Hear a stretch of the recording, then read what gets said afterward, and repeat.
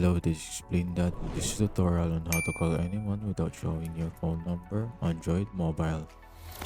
So let's get started. So first off, open up your Dialer app or the phone app. Click on the dial on and then tap on the asterisk 67.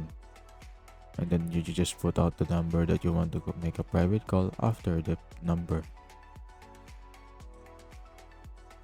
So the second method is to go to your phone settings, search up call settings, then you'll be able to see that one, tap on it, and then tap on the advanced settings.